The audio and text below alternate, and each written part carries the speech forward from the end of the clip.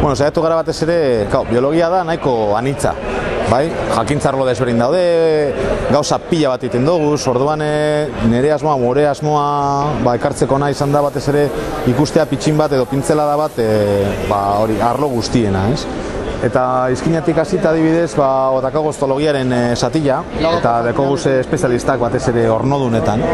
Eta dakago talde bat oso ona dana, batez ere ikertzen ezaguzarrak. Eta dakigun bezala ezaguzarrak nahiko zaila dira ikusteko eta aurkitzeko gabez bizi direlako batez ere, eta ebai kobazulotan dauzelako sartut, ezta? Orduan hemen ekarri dizkigute tresna batzuk, nolabait jarraitzeko beraien ibilbideak, lokalizatzeko zaila direnean aurkitzen, gabez, edo horrelako lekoetan, radio tracking, telemetria eta horrelako gauzak, ezta? Gero ja pizkat barrurago dekogu zelularragoa dan satila, ezta? Biologia zelularra, eta hortako dakagu hemen mikroskopio bat eta lupa bat, ezta? Mikroskopioari atxikitu diogu kamera bat, gero proiektatzeko kainon baten bitartez, oain ez dago piztuta, erakusteko gertakinak.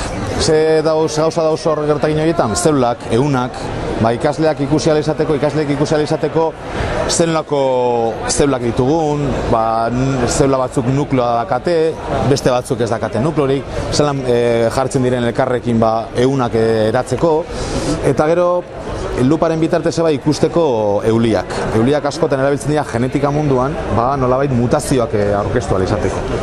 Eta adibidez hemen dauzkagu, fraskotxoi hauetan, euli desberdinak, ezta? Eta,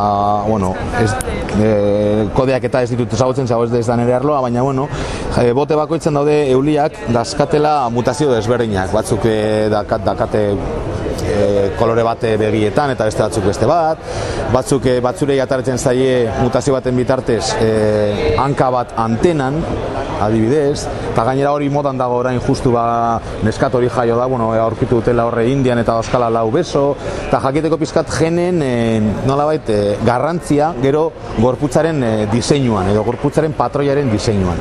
Eta gero hemen, azkenengo zatia honetan, dauzkagu muskuilu batzuk, ornogabeak, hasi gara ornodunekin eta bukatuko dugu nolabait ornogabeekin, erakusteko, nahiz eta oso kreatura edo organismo simpleak izan, arnaz hartzen dutela, eta dakago hemen esperimentu txiki bat erakusteko zelan pote itxi batean, muskuiluek zelan sorgatzen duten, edo zelan diren gai nolabait, aprobetsatzeko edo eskuratzeko oxigenua disolbatuta dagoena. Eta gero ja, arratsalde partean eta saiatuko gara erakusten hemen daude kranio batzuk, ondino batzuk daude tolestuta hor dekogu giza kranio bat edo buruezur bat, eta dauzkago gorilarenak, txinpanze eta bestelako batzuk dira moldeak eta beste batzuk dira benetazkoak, erakusteko nolabait evoluzioa, giza generoen nolabait evoluzioa, kontuten hartuta zen neurri biometrikoa dauden, zelan garatzen diren egiturak eta bat. Hori da gutxi gara bera, eta astu zei gauza bat esatea gero arratsaldean, luparen bitartez saiatuko gara ikusten mikroorganismoak.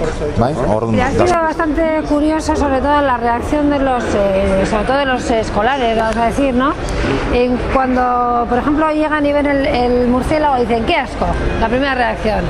Pero en cuanto les empiezas a contar un poco las costumbres del murciélago, pues resulta que se van, digamos, haciendo amigos de los murciélagos, ¿no? Y entonces, pues esa es una primera reacción importante. Y luego, en el otro modelo que tenemos, el modelo de las moscas, también ha sido bastante sorprendente para ellos darse cuenta la homología que hay entre un ser humano y una mosca. Y curiosamente hoy nos ha venido muy al pelo una imagen que ha salido en las noticias de hoy de una niña que ha nacido con 4 brazos y 4 piernas. Y curiosamente una mutación de la mosca, que no quiere decir que esta niña tenga una mutación, se ha motivado por una mutación, pero las moscas que tenemos aquí han podido comprobar cómo tienen una pata en la cabeza. Y entonces eso les ha servido para darse cuenta un poco que el modelo de la mosca es muy importante para poder estudiar el desarrollo humano u otro tipo de reacciones. Luego es gracioso comprobar y dice, ¿os gusta la biología? No, pero estaban aquí todos. Entonces, y curiosamente también es para nosotros curioso que tengamos tantos alumnos cuando la mayor parte de ellos nos van al stand de al lado, que es física, y que en principio no les atrae tanto. Así que bueno, pues fundamentalmente yo creo que eso.